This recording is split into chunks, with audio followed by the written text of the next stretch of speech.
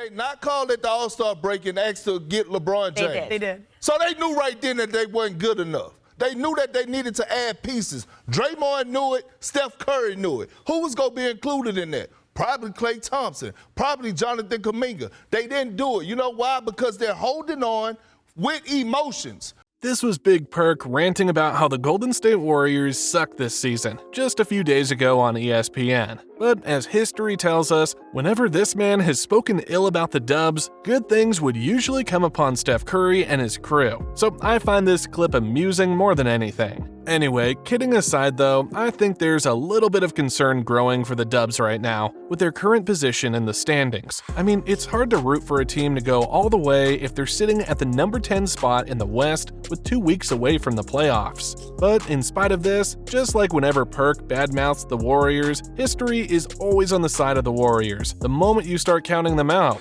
See, here's one reason why I'm not sounding the alarm bells for the Warriors just yet. Back in the 2021-22 season, the Warriors had a rough stretch around February and March, going just 10-16 with 2 months away from the playoffs. But after sweeping the month of April, the Dubs gained momentum and entered the playoffs as the 3rd seed. Now, even though this was the case, the experts and odds makers still picked the Suns, Nets, and the Bucks to win it all over the Warriors. Despite the odds being stacked against them, the Warriors took it one series at a time. First, they defeated the Nuggets in 5 during their first round encounter. Then they upset the 2nd-seeded Memphis Grizzlies in 6 in the following series, before putting down Luka in the next one and finally slaying the Celtics in the finals, to pull off one of the most underrated playoff runs in NBA history. Now, fast forward to this season, the Warriors are in almost the same predicament as they were 2 seasons ago, and with the additional firepower they have right now, it's not impossible that history might just repeat itself. I mean, if we're going to take a closer look at their performance in February and this month, the Warriors are actually doing a bit better, having already won 16 games during this 2-month stretch at the time of this video, with the playoffs lurking in the corner.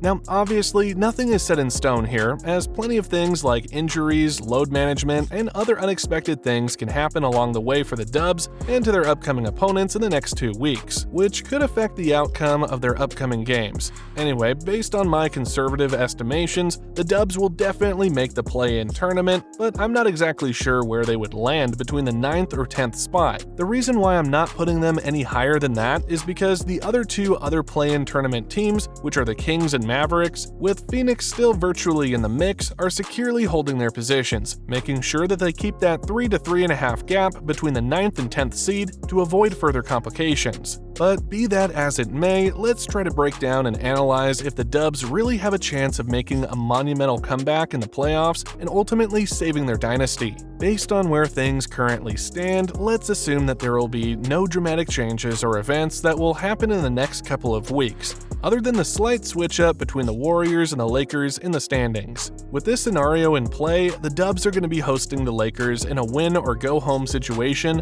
with the winner advancing to battle the loser of the matchup between the 7th and 8th seed.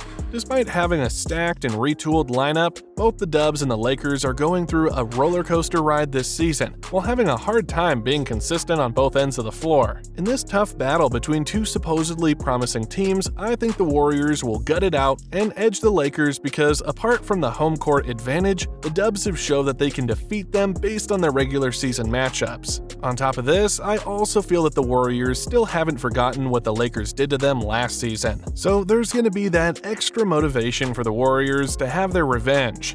Up next, the Dubs would face either the Kings or the Mavs for the final spot in the playoffs, but regardless of which, I think the Dubs have enough firepower to overcome these 2 teams, as they've already defeated the Kings and the Mavs in the past on different playoff occasions. And the other thing that you gotta remember is that history favors the Warriors when their backs are against the wall, as they are 9-5 in elimination games and 24-13 overall in closeout games under the Steph Curry era, so there's no point in betting against them in this type of situation. So after theoretically scratching and clawing their way up from the play-in tournament into the actual playoffs, the Warriors' handsome reward will be a first-round matchup between the Thunder or the defending champs, the Denver Nuggets. With the Nuggets surging as of late, I feel that they're going to be on top of the West when it's all said and done, which is why they're going to be the likely candidate to face Steph and the Dubs. Now, to me, this is going to be the real finals matchup for the Warriors because no matter how you put it, the NBA still doesn't have a clear answer to the riddle known as the Joker. This is no doubt going to be the biggest test for the Dubs as a group, and while their season matchup doesn't favor the Dubs, 3 out of their 4 games came down to the last possession, with all their losses being only decided with 6 points or less. And based on this, I really think that the Warriors can overcome the odds and defeat the Nuggets in a gripping 7-game series, as long as they don't turn the ball over that much and play their cards right in terms of exploiting the right matchups. Anyway, after pulling a jaw-dropping first-round upset versus the former champs, the Warriors would face either the Clippers or Pelicans in the second round.